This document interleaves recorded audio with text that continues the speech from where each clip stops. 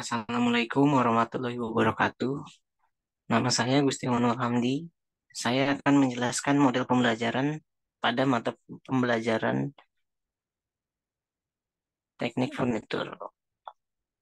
Mata pembelajaran ini merupakan salah satu dari beberapa mata pelajaran pada jurusan desain interior dan teknik furnitur di sekolah menengah kejuruan atau SMK. Tidak semua SMK memiliki jurusan desain interior dan teknik furnitur. Di Jakarta sendiri, hanya ada dua sekolah yang memiliki jurusan desain interior dan teknik furnitur, yaitu SMKN 52 Jakarta dan SMKN 4 Jakarta. Mata pelajaran ini mempelajari cara membuat sebuah produk furnitur, dimulai dari penentuan produk yang akan dibuat, seperti kursi, lemari, dan lain-lain. Setelah menentukan sebuah produk, hal yang akan dilakukan setelahnya yaitu membuat gambar kerja. Gambar kerja ini memiliki skala yang bervariasi tergantung dari ukuran produk yang akan dibuat. Jadi, gambar kerja untuk sebuah kursi dan sebuah lemari tentu memiliki skala yang berbeda. Lalu, apabila telah selesai membuat gambar kerja, baik itu tampak depan, samping, maupun atas, peserta didik melakukan pemilihan dan persiapan bahan. Hal ini meliputi dari pemilihan kayu yang akan digunakan, lalu melakukan pengupasan atau kulit-kulit kayu yang kasar atau yang jelek dilakukan penyerutan atau ketam sehingga didapatkan kayu yang memiliki permukaan lebih halus. Setelah melakukan proses persiapan, selanjutnya melakukan proses pemotongan sesuai dengan ukuran yang telah ditentukan. Sebelum kita melakukan proses pemotongan, dilakukan terlebih dahulu pada persiapan bahan itu, kita memberikan tanda atau garis pada kayu yang akan dipotong. Selanjutnya, peserta didik membuat konstruksi pada produk furnitur seperti sambungan ataupun penguatan-penguatan yang lainnya, tergantung dari kebutuhan produk itu sendiri. Setelah konstruksi atau rangka selesai, proses berikutnya adalah memasang bagian-bagian dari produk furnitur tersebut. Contohnya, apabila kita telah selesai membuat sebuah rangka kursi ataupun meja, maka hal selanjutnya yang harus kita lakukan ialah memasang dudukan untuk kursi tersebut, untuk kita duduk di kursi tersebut, ataupun tutup meja yang akan kita gunakan untuk meletakkan barang-barang. Setelah melalui berbagai macam proses sebelumnya, peserta didik akan melakukan proses akhir atau juga biasa disebut dengan finishing. Pada proses finishing ini meliputi seperti dempul, pengamplasan, maupun vernis atau pengecatan. Pada kompetensi dasar 3.4 desain furnitur ruang keluarga hunian pada mata pelajaran teknik furnitur, peserta didik akan menentukan sebuah produk furnitur di ruang keluarga yang nantinya akan mereka buat baik secara individu maupun secara berkelompok. Yang menjadi pertimbangan individu maupun berkelompok ialah ukuran dari produk furnitur tersebut. Apabila dirasa cukup kecil dan mampu dikerjakan secara individu, maka produk tersebut akan dikerjakan secara individu.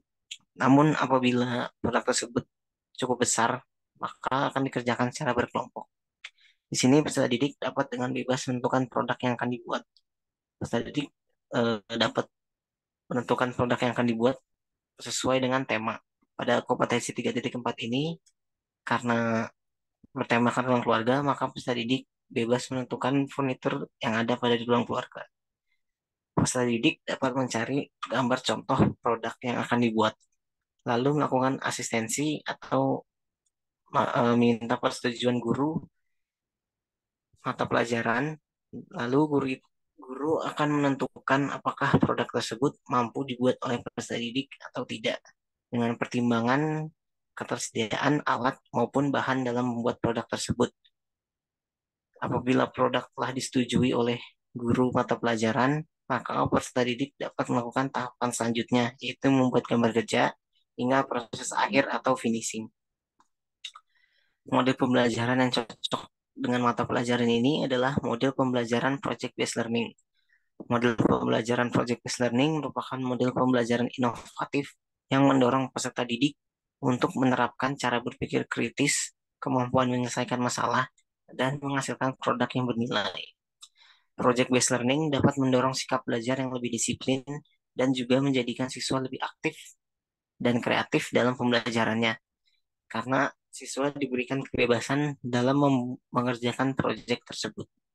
Project based learning juga memiliki potensi yang sangat besar untuk pengalaman belajar menjadi lebih menarik dan bermakna. Selain itu, project based learning memungkinkan siswa untuk menyelidiki, memecahkan masalah, berpusat pada siswa atau student center, dan menghasilkan produk nyata berupa hasil dari proyeknya tersebut. Keunggulan dari metode pembelajaran project based learning ini yang pertama melatih peserta didik untuk menggunakan reasoning dalam mengatasi permasalahan atau menggunakan alasan logis.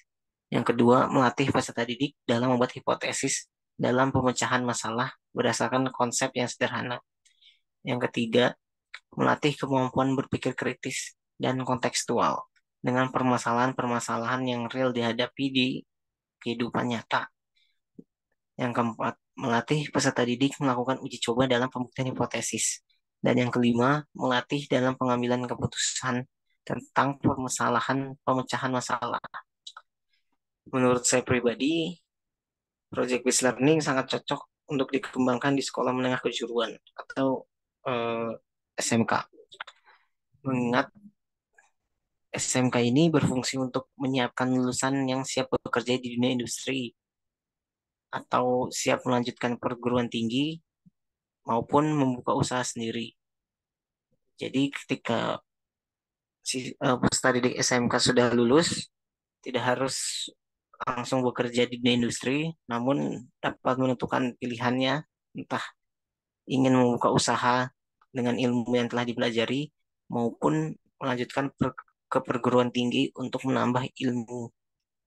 Sehingga peserta didik harus dibekali dengan kompetensi dasar yang dibutuhkan di dunia kerja maupun di dunia industri. Jadi kompetensi yang ada pada sekolah harus mengikuti perkembangan dunia kerja maupun dunia industri. Menurut artikel atau penelitian yang telah saya baca, eh, pening, terdapat peningkatan hasil belajar anak afektif peserta didik setelah diterapkannya model pembelajaran project based learning dan mode pembelajaran demonstrasi. Rata-rata persentase hasil belajar afektif sebesar 68,71. Persentase tersebut meningkat sebesar 83,22%. Sedangkan pada ranah motorik terdapat peningkatan, yaitu awalnya sebesar 70% meningkat menjadi 86,85%.